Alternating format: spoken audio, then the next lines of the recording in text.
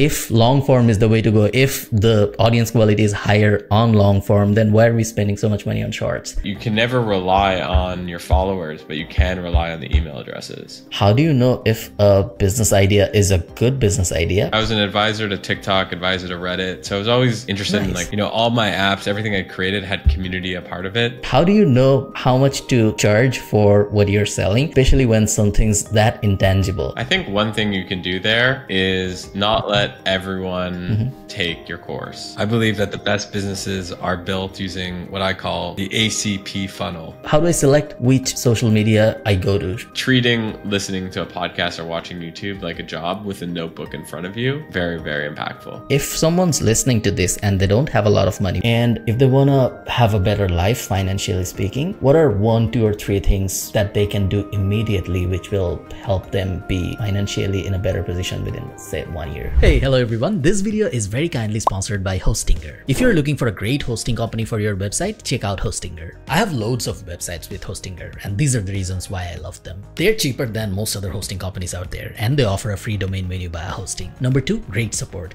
I don't think these days I can work with a company that doesn't offer 24/7 support. Not for any company, and definitely not for a hosting company. Hostinger has 24/7 support, so if anything ever goes wrong with your website, you know where to reach them. Number 3, they offer a bunch of add-ons for free when you buy a plan. Free migration of your website, free SSL, free CDN, free email management, and a bunch of other stuff. Check out Hostinger using the link in the description, and let's get back to the video. How's the YouTube thing going for you? How's YouTube going for me? Yeah, I was actually listening to your I can't remember the name of the guest. There was this podcast where the guest was talking about hardware, like he was talking about the products and so I was listening to that earlier today. It was fun. So, I mean, I'm curious your thoughts, but I'm completely switching up my YouTube strategy. So from what to what? I probably spent $75,000 on short form video and short YouTube, like less than 5-minute clips. The thinking was I have a podcast, long form, cut it up in smaller clips, do a little direct to camera stuff, maybe some like less than 5-minute, more tactical guides. And honestly, it didn't, first of all, it didn't really like take off. Everyone started doing these clips. So if you're going to do short form, I think you need to be, you have to stand out. And the second piece is it just didn't feel right to me, honestly. Like it didn't feel like I'm not a short form guy. I'm like a long form guy. So I've been doubling down over the last month or something on these like long form conversations more than, and when I say long form, I mean more than 20 minutes. And so how's YouTube going?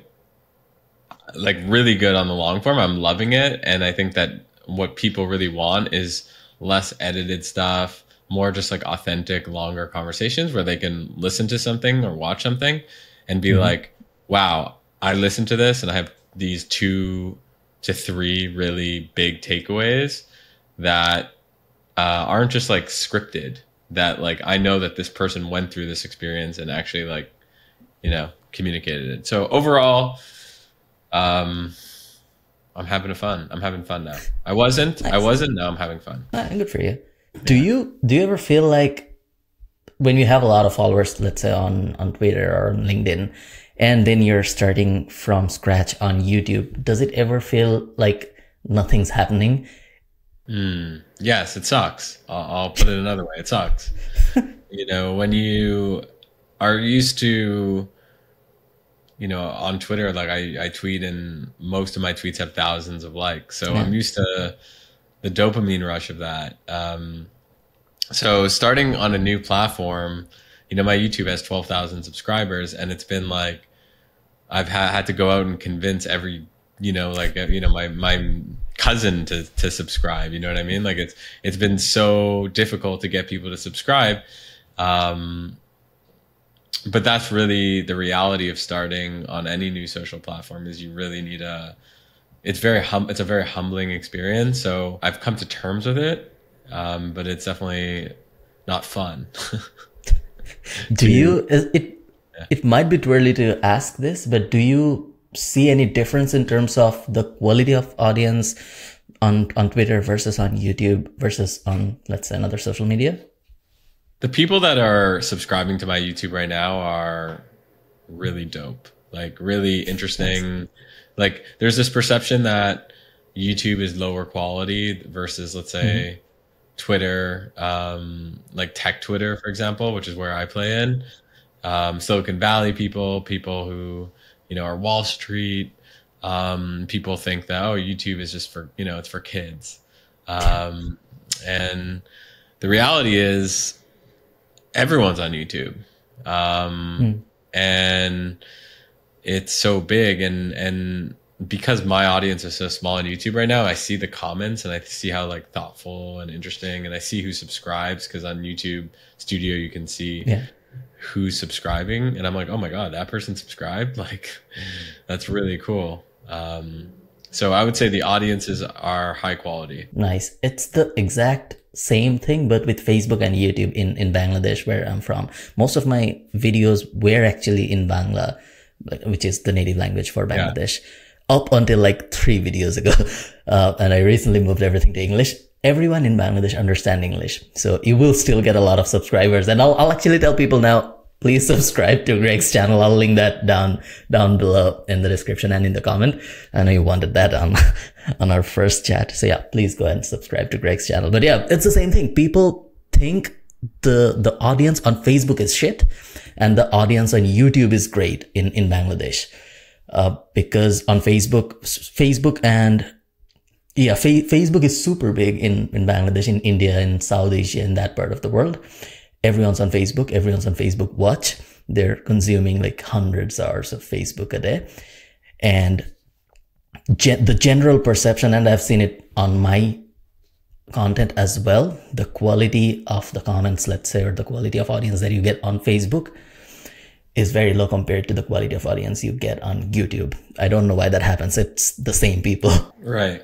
Yeah, it's interesting. I think there's something interesting, I guess, with video, and you do longer form stuff as well. Like you build, you know, if someone listens to you for hours, let's say on YouTube, like you build so much affinity with people, and those are the people that are generally the most vocal. Like they're the ones that are commenting and sharing and stuff like that. So I think YouTube and podcasting are extremely high quality, just like general podcasting. I don't know how it is in Bangladesh. Like, do people listen to a lot of podcasts? They're slowly starting. Internet revolution happened like only 3, 4, or 5 years ago in Bangladesh.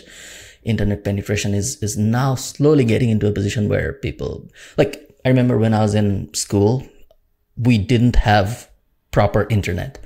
When I was in school in 2010, 2011, 2012, internet was a luxury. It still is for a lot of people in Bangladesh, but at that time, it was really a big deal. Not everyone had internet. You couldn't even have internet even if you had money, because we didn't have enough service providers offering internet. So things have changed. A lot of people are now consuming internet, and yeah, a few podcasts I'd say are doing very well. Now they're still very early days. But if that's true, Craig, if long form is the way to go, if the audience quality is higher on long form, then why are we spending so much money on shorts? Because I think if you could do shorts and crush it, and if you do shorts differently than everyone else, and if you want to do shorts, like you can't just, like, clips just don't work anymore. Like that Alex Hermosi style of, you know what I'm talking about, which is like big yellow chunky, you know, font, and like the cha-ching and like all the sound effects and making it feel like a game, like that worked. And I think the reason why short form was so interesting to a lot of people is you can take, you know, for the first time ever, you can take this media format and post it to Facebook, post it to Instagram, post it to YouTube, post it to TikTok. So you're able to create one piece of content and share it to multiple platforms. So I think that if you're a content creator, and, you know, I still think that short form is probably the first place I would think of going for that reason. That being said, if you're going to do short form, it can't be that. It can't just be how everyone else is doing it. And I'll add to that, the caveat to what I'm saying is you need to be enjoying short form in order for you to be producing short form. Like the reason why I don't like short form is I just don't like it for whatever reason. Like it doesn't feel fun for me, but going on Twitter and writing like long threads, for example, like I can do that in my sleep, or these long conversations, having like a tea chat with you. Like I just poured myself some green tea, like we're chatting, like this feels more natural to me. So I would say to anyone who wants to create an audience who's listening to this is, is this format and is this platform something that feels true to me? And sometimes you have to create in order for that, in order for you to learn that. Like you have to spend a year or 2 years doing it, and sometimes you just inherently know. Why did you start creating content on Twitter? So you were already successful. You were sorry to cut you off, Greg. You were already making a lot of money. I'll give you a short intro in case people don't know who you were.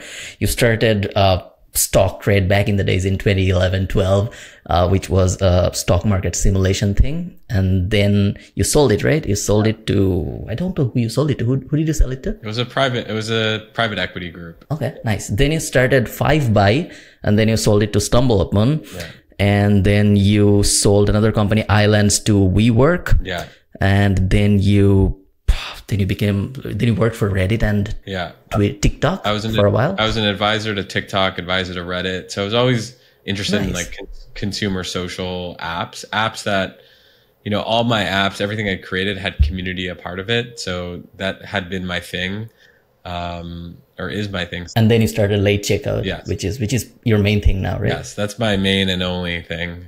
It's a holding company that incubates, acquires, and invests businesses that have community, start with community or internet audiences. Okay, so yeah, let's get back to that original question. Why did you start creating content? What's the point?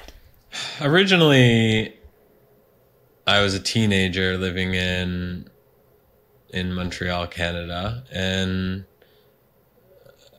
maybe this will resonate with your audience, but I think it might, because I really felt like I was disconnected from the rest of the world. Montreal is this, or Quebec is this French-speaking place. It's relatively misunderstood by the rest of Canada, so it's not really that connected in that sense. It's misunderstood and disconnected from the United States. So it's kind of this it's up there doing its own thing, and it's developing its own culture, and that's what's amazing about it. But from an economic standpoint, it's not there, and at least it wasn't. And to me, I was just writing on the internet so I can attract like-minded people that could get me closer to all these people I looked up to, which were like my heroes, which were essentially geeks who built big companies, at the time. So I was I read books, and I'm 35 now, so this is a long time ago, but I was reading books and watching TV, and there was no YouTube or anything like that. But, I would see these people who built, in Silicon Valley or in New York, these companies, and I just felt so disconnected from them. It just felt like a pipe dream. And content was a way for me to actually get some of these people to reach out to me, which was crazy. Like the whole idea of you can create content and then, attract these people to me I was like, this is incredible. What did you write about, and where did you write it on? Was it a blog at one I had a blog. I don't know if I've ever spoken about this, but I had a blog. It was a funny name. I started it when I was in high school, called gregisenblog.com. It doesn't exist anymore. Do you still have the domain? I don't. I really should buy it back. Okay, nice.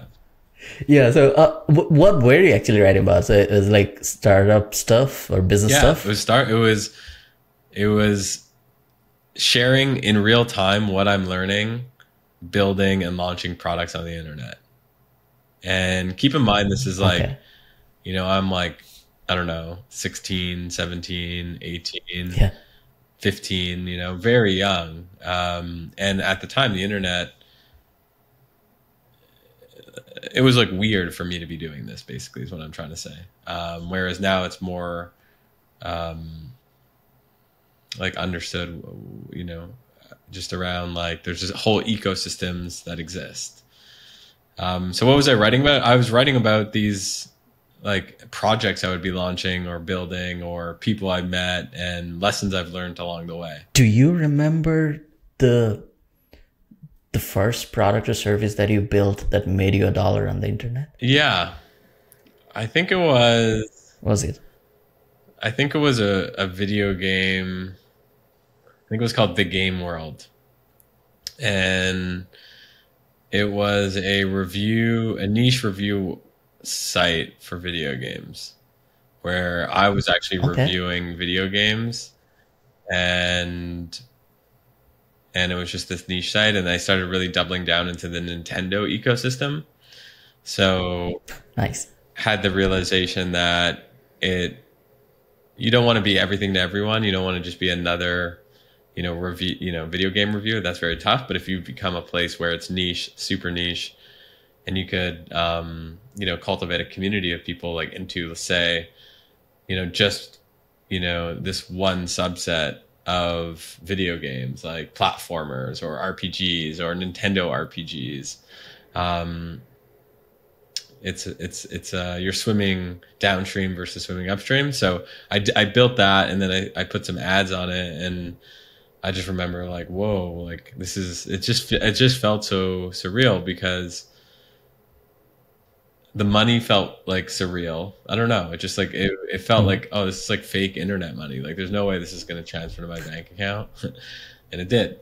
I was very big into there was this Amazon affiliate marketing boom in 2015, 16, 17 in Bangladesh. Everyone was building, like whoever was on the internet making money, they were either freelancing on Odesk Elance, which then combined became Upwork, or freelancer.com was very big back in the days. And there were a few other smaller marketplaces which were doing well. So everyone around me were either a freelancer or were building Amazon affiliate websites.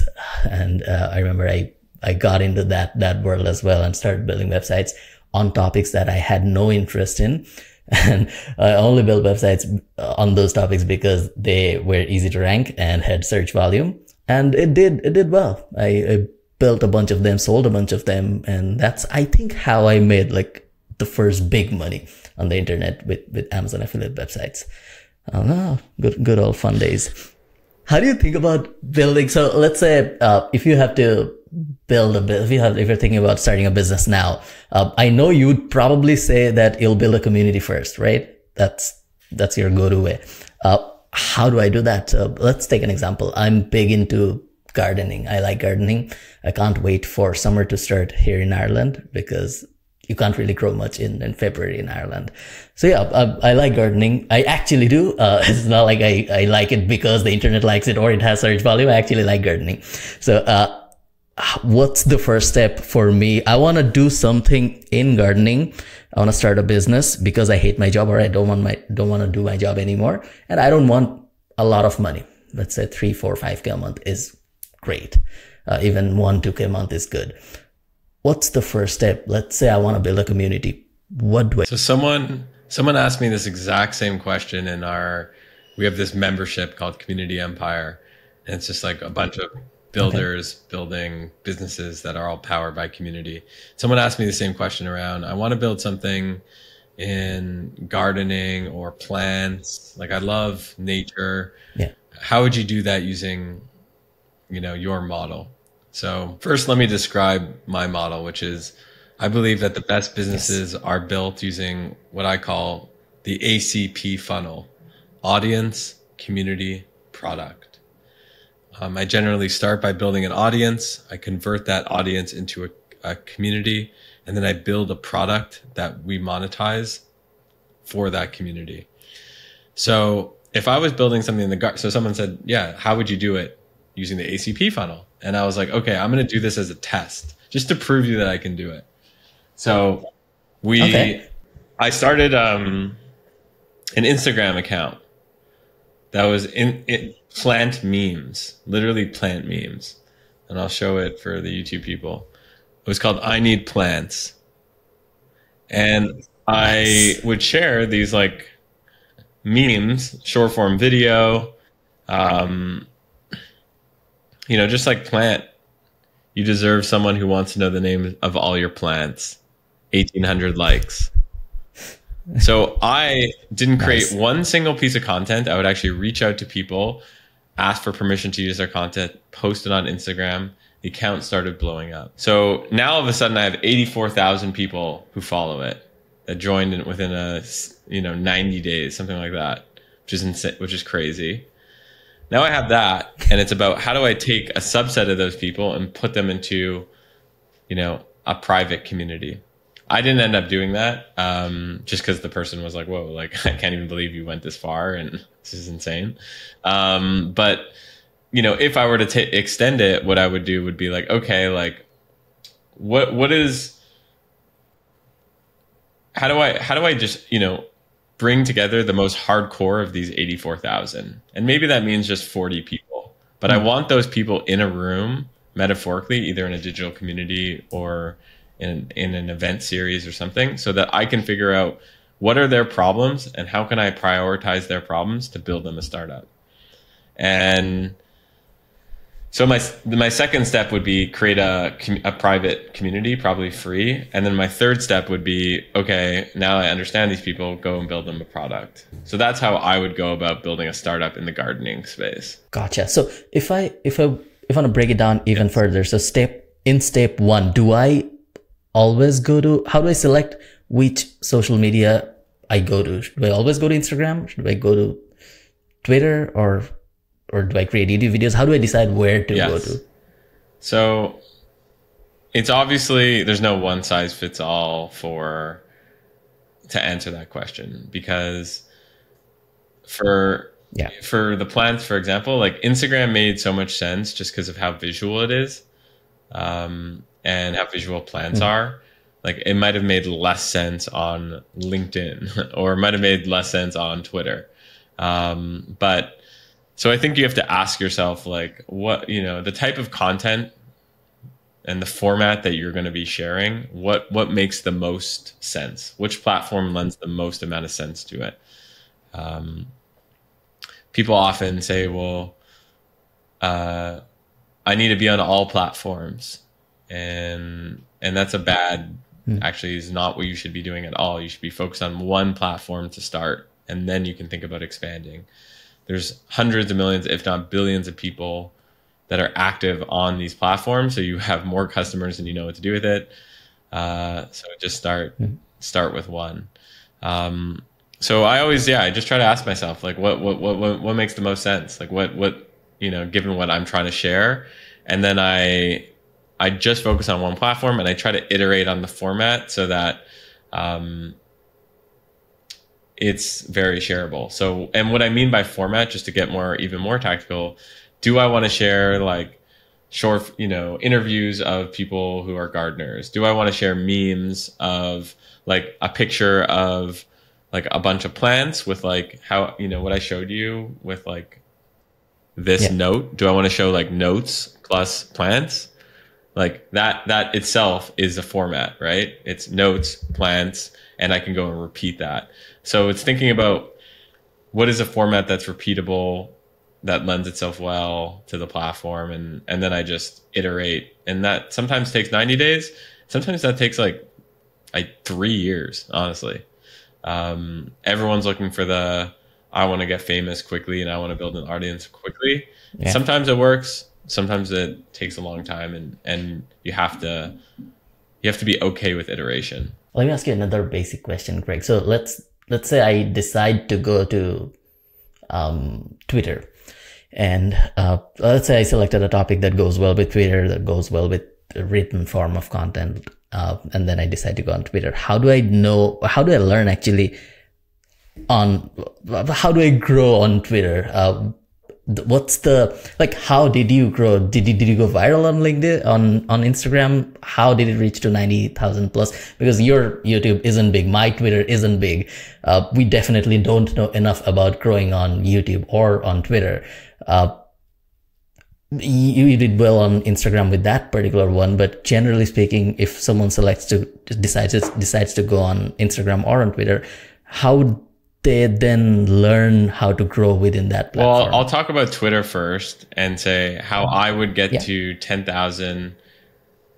How to get to 10,000 followers in less than 6 months on Twitter is quite simple. Yeah. So your first step is you pick a niche that you care about. So if you care about gardening, you go and do gardening.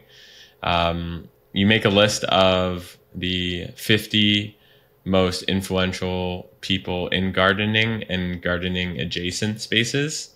And then you set up tweet notifications for them. So every time that they tweet, you get a notification. When when you get a notification,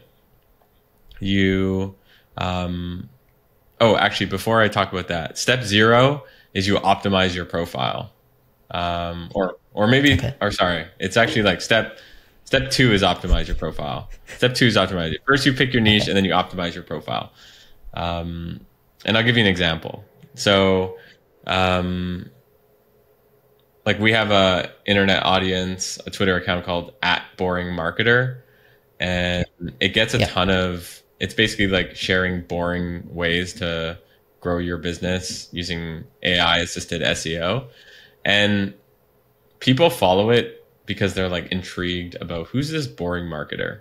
So with step 2, you really want to think about how can I create intrigue, because intrigue gets people to follow. And people miss that step.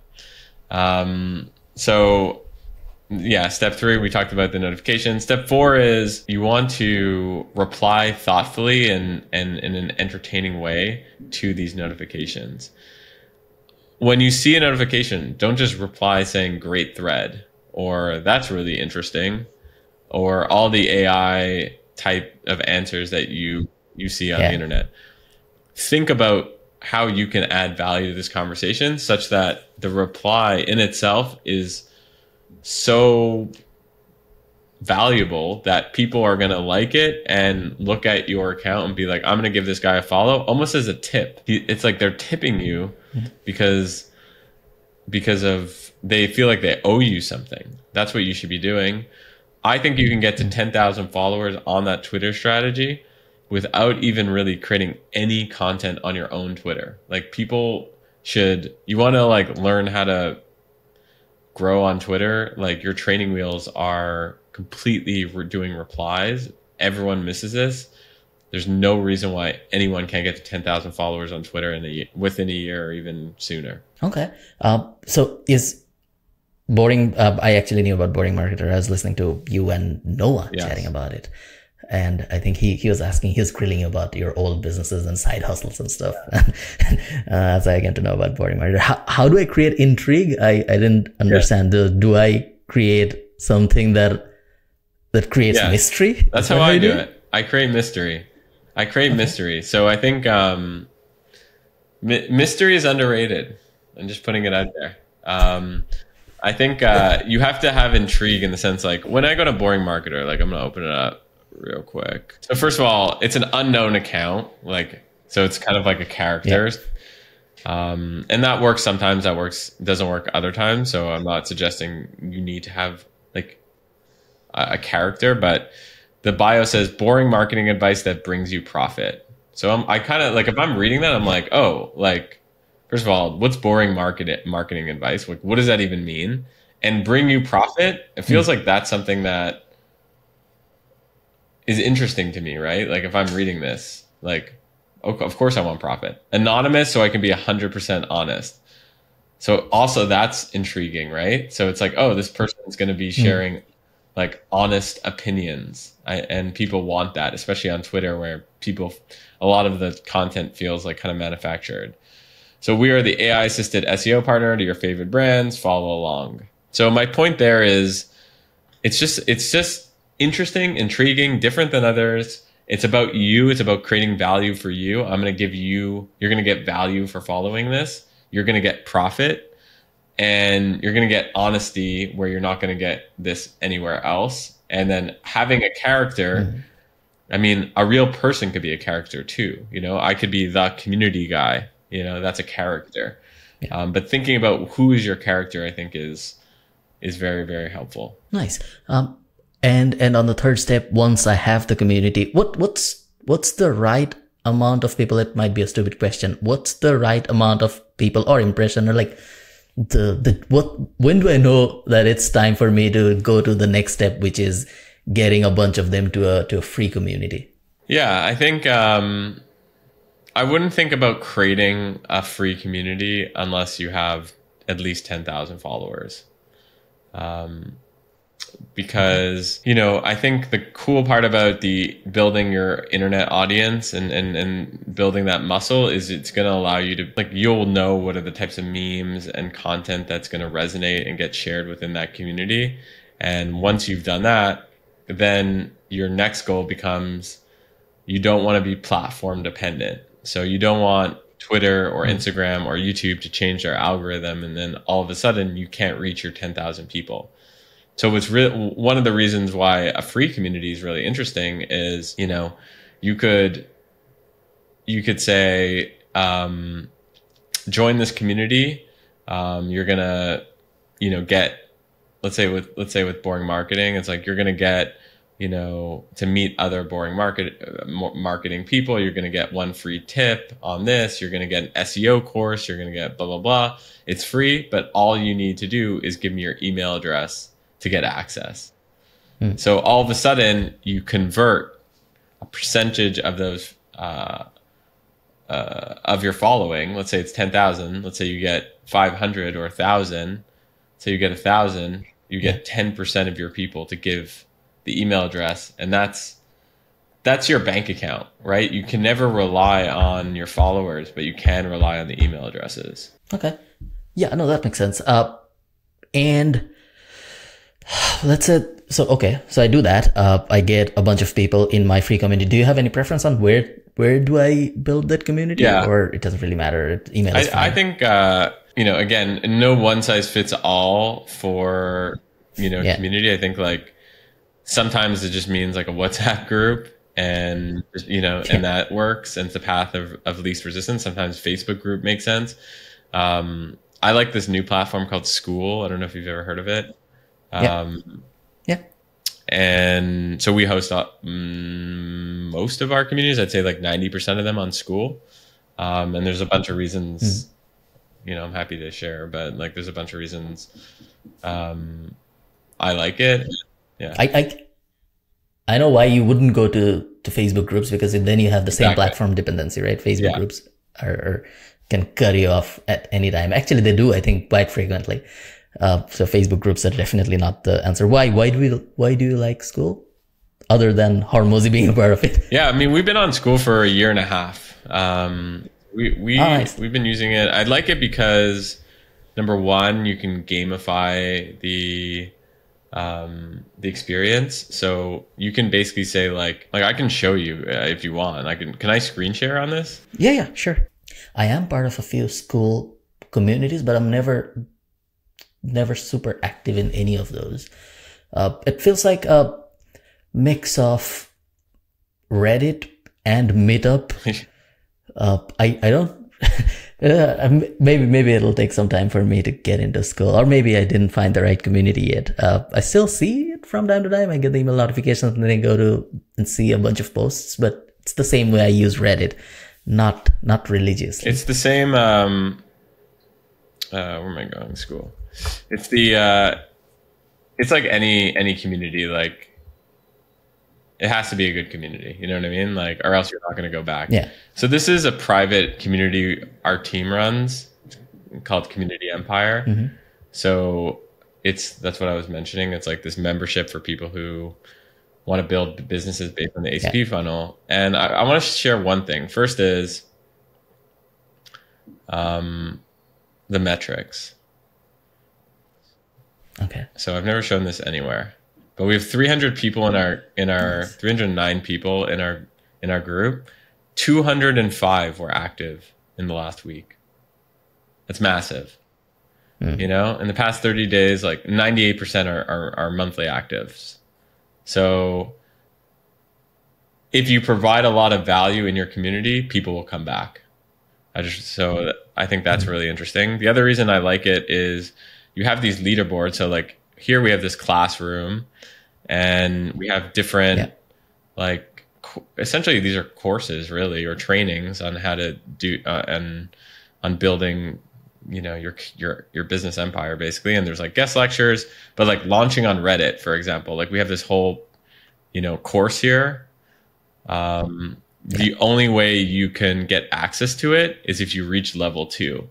And the only way you get access to level 2 is if you post on the community and you get points. Because when you post and you get likes, you get more points. And then that incentivizes people to be more active, because then it's like, oh yeah, I want to get access to the guest lectures. And you can see only 18% of members have gotten here, but that's why the community is so active, you know, is because of the gamification. So I love that. I love that also you can just like create a post, and you can create like actions. So describe the action you want members to complete. Introduce yourself, share a picture of your workspace, and then you can send an email to all your members with this in there. So it's very tied into email. So those are the reasons I like it. I mean, is it the most beautiful platform? Absolutely not. And I'm a like designer, so I could look at it and I'm like, wow, I think it could be more beautiful, but it's the most practical. It's very practical. Makes sense. Nice. So it's a paid community. If it's a paid community, Greg, then do I even need to go to step 4 or 5 where I'm building a product or service for the community, or you can stop there? If it's a paid community, like on School, you can like accept payments, and you can just say like, in order to I don't know, get access to this, it's gonna be $10 a month. You know, with that community, we charge $99 a month.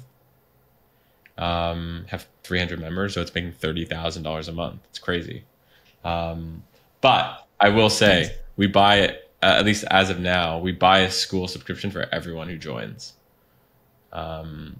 So that's another thing that you can do.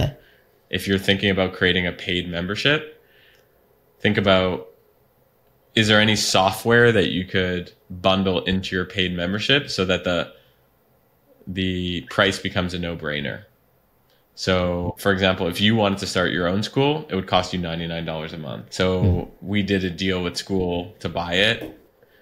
And now, like, obviously you would join my group because it's $99 a month and you get all this extra stuff with it. It becomes a no-brainer. So that's how people should be thinking about building your own paid community, is thinking about how can I structure it to be like a no-brainer offer, include things like software.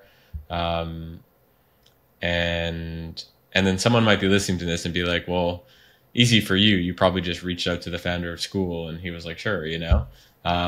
But you'd be surprised, like DMing people who have software products, who have high margin businesses, they're totally cool with being like, yeah, like, you know, let's share in the revenue or do some other deal like that. There's tons of opportunity there. Cool. And if we just keep going down towards if we just move to the next step, if I have to, or if I want to create a product or service based on my community, so I want to create a product or service that serves the community, how do I find the idea for that one? Do I ask? Do I listen? Do I just come up with, I'm also interested in the same topic as theirs, so do I just look at my own problems of life? How do I find one? So I like going to Reddit and checking subreddits and basically looking at and observing to see like, what are the problems that this group of people have, and just writing notes. So I do that quite a bit. There's some tools that actually could accelerate that for you. There's a tool called gummisearch.com, which basically goes through Reddit. Yeah. And you could like, and there's like you can basically just take a subreddit and it's like, give me all the problems in the subreddit, and it'll use AI to surface those. So you can either do it manually or use a tool like that. I like doing both, and those will just spark ideas. Those will spark ideas because people are going to be like, you know, with the gardening example, let's say it's like, oh, I'm having trouble, like, you know, buying cactuses in Orlando. And it's like, oh, maybe there's an opportunity to sell cactuses in Orlando, you know? So it'll spark ideas. So let's say you find so it's a two-part question. First, how do you know if a business idea is a good business idea? And second, if you know it's a good business idea, do you still build the community first, or do you just jump in with the business and then start paid marketing? I never, ever, and I've built a lot of businesses, just built a business and then been like, yeah, and then I'll just do paid marketing and see what happens. To me, that's a very high risk way of building a business. You know, I think some people might be listening to this and be like, well, it's going to take me so long to build an audience. Then I have to build a community, and then I have to build a product. Yeah, well, the product that you're going to be building by the end of that flow is going to be so much more dialed in and so much have a higher likelihood of actually working, because you'll have built in the reps to really understand who these people are and what are their pain points and how can I build something for them. You're going to have a line of customers out the door versus actually paying to interrupt people on platforms like Instagram and Facebook and just putting ads in their faces. They're going to want to buy from you instead of you pushing to buy. And then, like, yeah, how do I know if an idea is good? Well, like, I've gone through that whole process, but a good idea for me is something that's asset light, doesn't take a lot of money to get started, but is a painful problem for a lot of, you know, a good chunk of that community at least. And that has the ability to add complexity over time. So for example, let's think, you know, I might start using the plant example. Like, I might start with a paid school or paid membership for people at plants.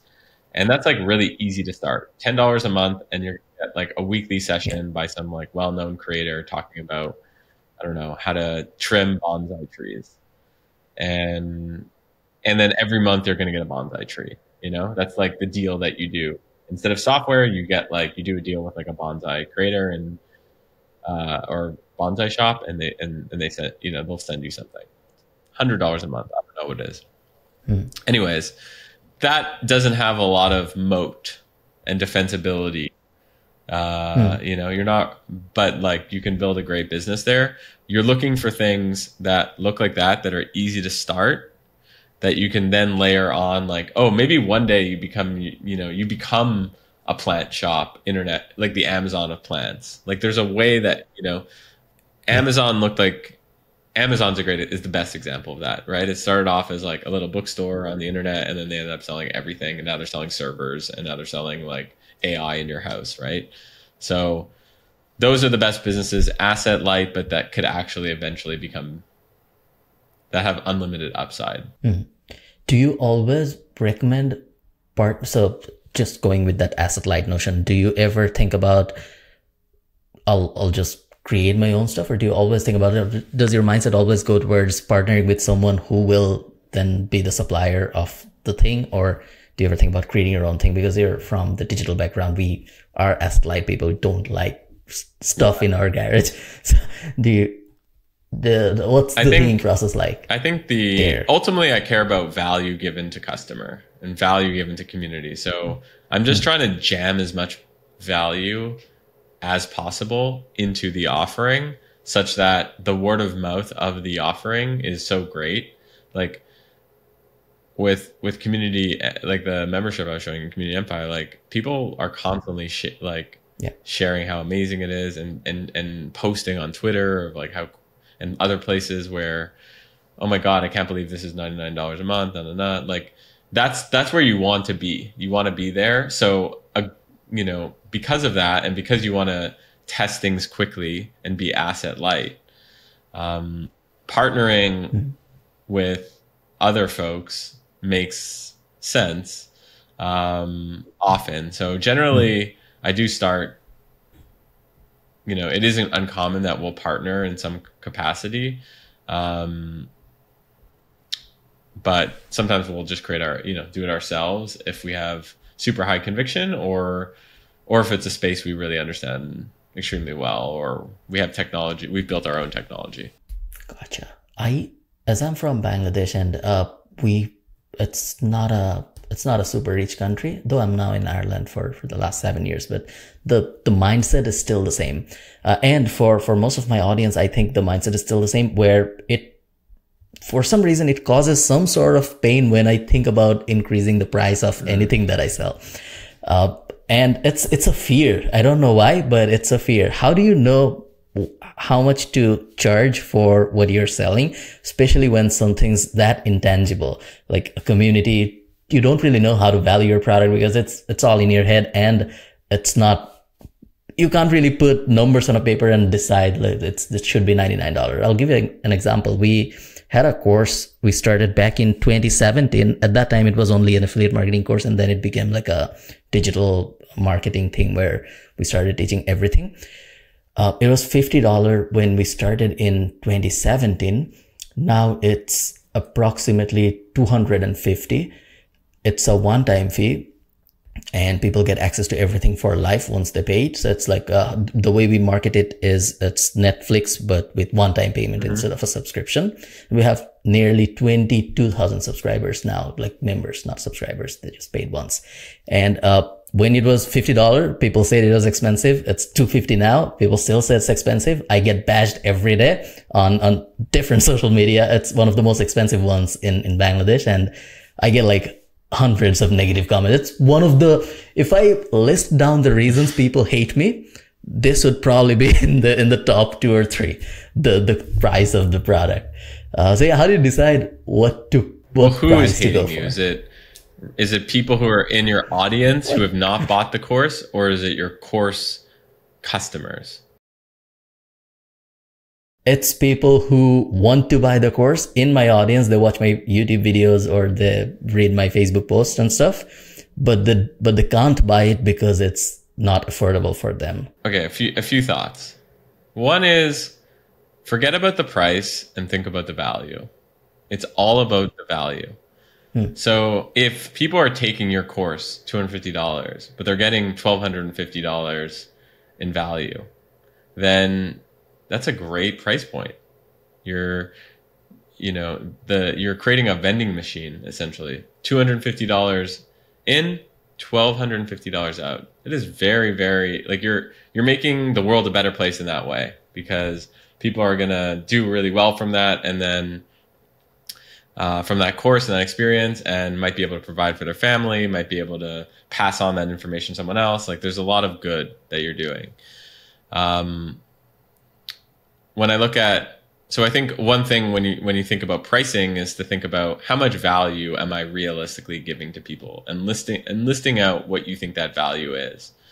And make it a no-brainer offer, right? So like, the no-brainer offer with my membership is like, you can either buy school at $99 a month, or you can buy Community Empire for $99 a month, get a school, but also get free startup ideas every single month, a place to vent, get feedback on your startup ideas, $50,000 of deals on software tools. Like, there's a million things that we give that it's like, you make people feel stupid for not, if you have $99 a month and you're interested in this space, and you make people feel almost stupid for not buying it.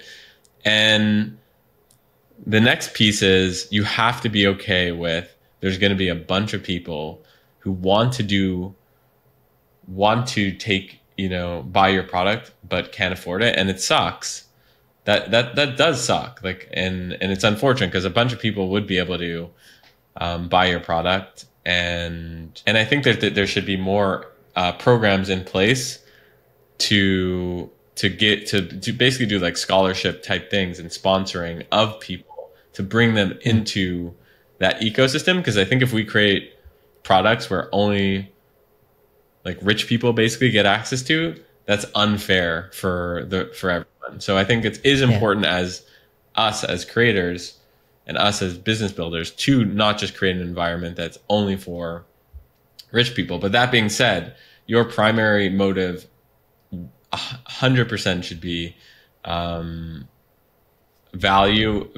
How much value am I taking in? How much dollars in? How much values am I coming out? That's the only way to think about it. And you should never feel bad about pricing based on that, in my opinion. The reason that I asked that to you is because what happened with, it's a constant battle. There are a lot of people who did well, who are doing well after they join the course that we sell, but there are also a lot of people who don't.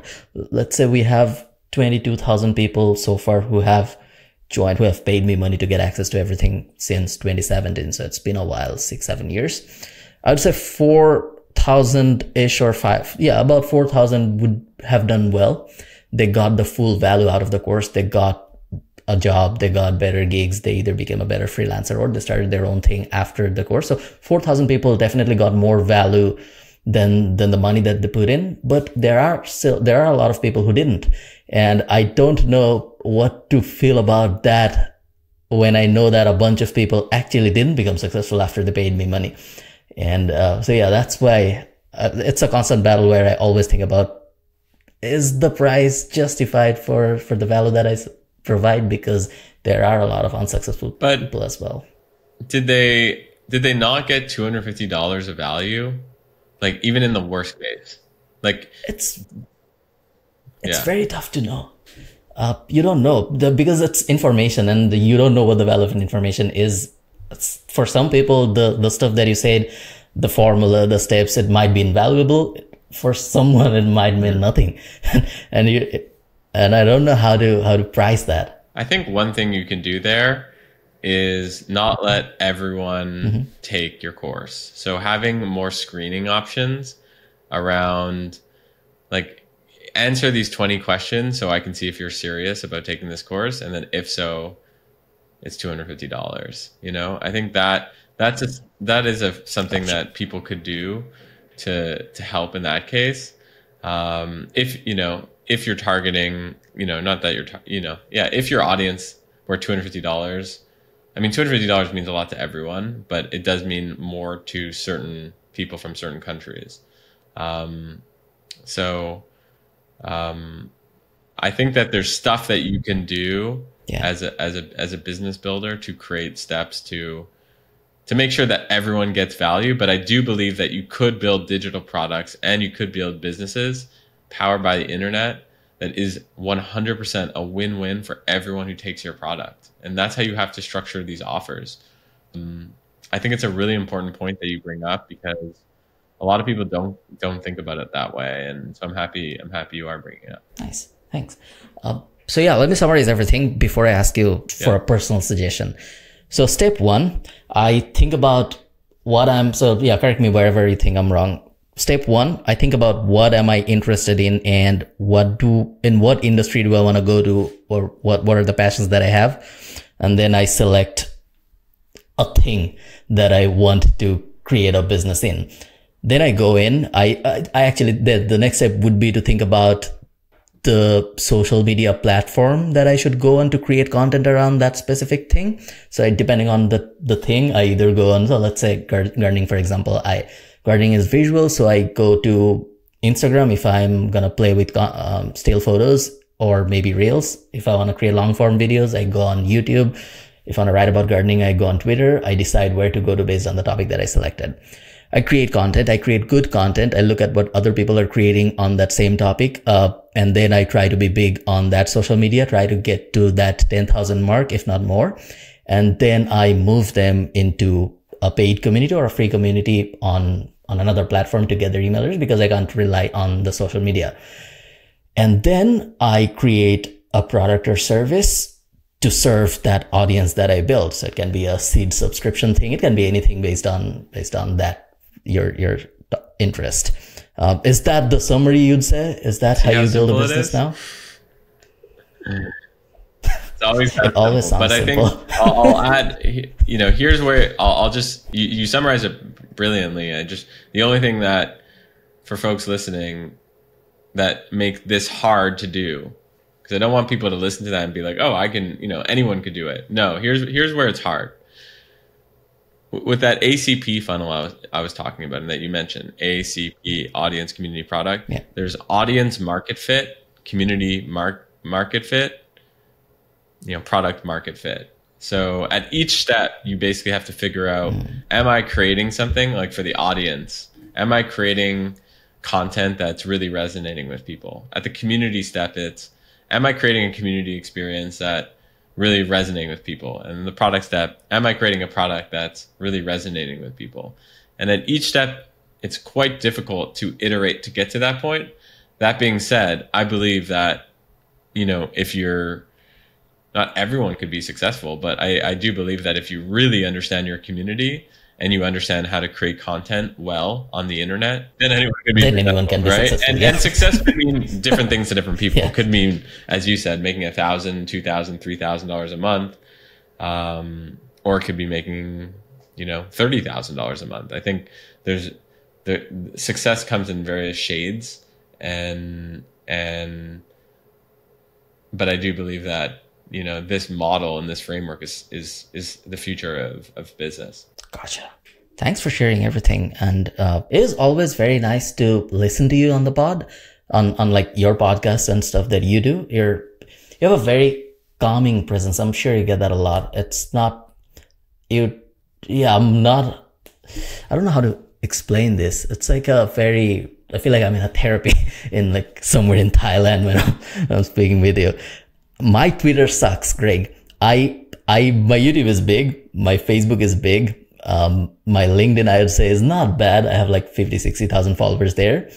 I'm not trying to monetize anything specifically on YouTube or on LinkedIn or on Facebook, just randomly creating content. Everything worked. Even Instagram is decent. TikTok is decent. For some reason, Twitter, actually, it's my fault, obviously. I never prioritized Twitter. But it sucks.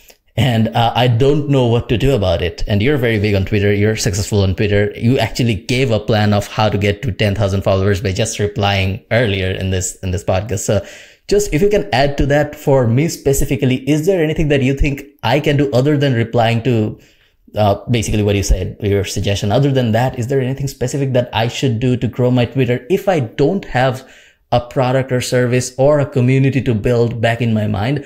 I don't have a particular interest based on which I want to grow on Twitter. Like, I like gardening, but I don't want gardening people on my Twitter, only gardening people on my Twitter. I like business, but I just don't want only your tweets to come up on my Twitter, for example. So in that instance where I don't have one particular, if I'm not doing it as a proper strategy, how do I grow on Twitter? What does success look like for you on Twitter? I'd say at least 50, 60,000-ish followers where people are listening to what I'm saying, where this podcast, for example, if I share it on Twitter, it gets 20, 30, 50,000 views. But be even more specific on that. So it's not just that you care about 50, 60,000 listeners or views. You care about a specific type of person listening, no? I do. Yeah. So I have had decent success from people in Bangladesh. Now I want this to go international. So I want someone like you to consume the stuff that I produce. So that's a great, so not only do you want, 50,000+ followers, you want those followers to be like from the business tech community in the US, maybe, or North America. I think you want Silicon Valley, New York, LA, those types of people to be following you. And I think that the question there becomes, well, what's the type of content that those people aren't getting today? And I'll share my own, I try to get to those people too. That's who I'm trying to get to. And one of the things that I've learned is recently on Twitter specifically, is that if you share long form stories, basically, with an image, it's highly, highly effective. And that image doesn't need to be like a highly produced stuff. Sometimes I share these like scribbles on like a napkin, basically. Yeah. And people enjoy those. So, I think that you can easily do like a long post, like, how I got to 1 million YouTube subscribers doing XYZ. And someone like me would read that if it was in long form with like a framework associated with it. So versus like when I go to your Twitter now, which feels like very random. It's exactly. very random. Like, that's not what people want when they're deciding how to follow people on Twitter. They very much have I'm not following a boring marketer, I need to follow a boring marketer. Oh, I'm not following a person who's like building a business on top of YouTube, I'm going to go follow that person. So you have to be that slot and long form stories. And why long form stories? Because no one can compete with you based on your own life. Like, these are, yes, people can copy tweets about other frameworks and stuff like that, but like no one can copy your own real life experiences that you have. Thanks for sharing that, Greg. If I just last question before I let you go. If someone's listening to this and they don't have a lot of money, which a lot of my audience are probably students in Bangladesh who don't really have a lot of money to play with, and if they want to have a better life, financially speaking, what are 1, 2, or 3 things that they can do immediately which will help them be financially in a better position within, let's say, 1 year? The number one thing, I'll just give one thing, which is listen to podcasts. Yeah. Like, there is nothing like listening, like so many of these conversations that were in closed doors basically are now, the Tim Ferriss podcast is a great one I like listening to. The My First Million podcast is a great one I like listening to. I have a podcast that people are interested, Where It Happens podcast that people like. These, I probably spend 1 to 2 hours a day listening to podcasts and just taking notes. And I think it's so interesting when you're in the ears of people, like when you're listening to someone like on your ears, I guess, you almost feel like you get to know someone and you feel like you're in the room, and it'll get you to start thinking like them. And it'll make you feel less disconnected, to go back to what we were talking about in the beginning. Like I felt that way, like where I was very disconnected, as I was mentioning, growing up. And I had to fly into these, like I moved to the US and I had to like fly to I lived in San Francisco for 9 years and I had to like do all these things and uproot myself from my family and friends. You don't have to do that anymore. You can just live in Bangladesh and just listen to these people on podcasts and watch, YouTube and just take notes and actually go and do stuff, and don't be just the listener, right? Be the doer too. I definitely like to leave that with. That's actually very important, Greg, because there are people who would listen to podcasts all day. And if you really want to listen to podcasts, there are hundreds of great ones, and you can just spend your 24 or your 8 waking hours, starting with Huberman, ending with me or you. And like you can feel like you've done a lot by just listening to podcasts all day, because there are a bunch of great ones out there. How do you take notes when you listen to podcasts, and what are you specifically looking for to take notes of when you're listening? Oh, I lost the question. What's the question? The podcast is a passive consumption thing for most people, so they're not always thinking about taking notes when they're listening to a podcast. How do you do that? And are you looking for anything specific to take notes of? There's an app called Sniped. SNIPD, and it allows you to like clip podcasts and highlight parts of podcasts and take notes. Yeah. So I would suggest downloading an app like that and being like conscious of like, I'm not just gonna go for a walk and listen and just this is gonna be entertainment. It's like, no, I'm gonna sit down at my desk, I'm gonna listen, I'm gonna pull out a notebook, and I'm going to take this seriously. Like, you treat it like a job, I remember a long time ago, I dropped out of school, but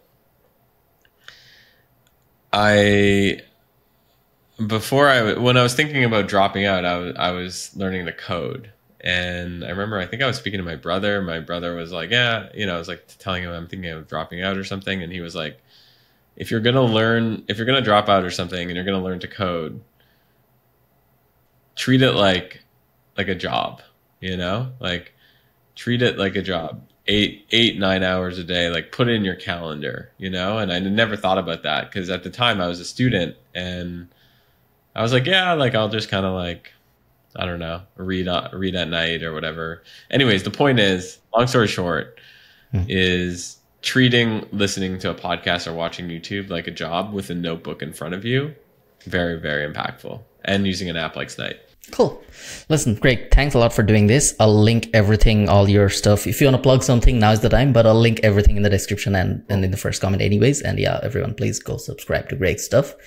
Do you have any particular place that you want people to go to? YouTube. Yeah. Find me on YouTube. Okay. And if this was helpful, if you didn't like me, don't subscribe to YouTube. You can still subscribe. It wouldn't really mess up with your analytics video. Please go subscribe to Greg's channel. Thanks a lot, Greg, for doing this.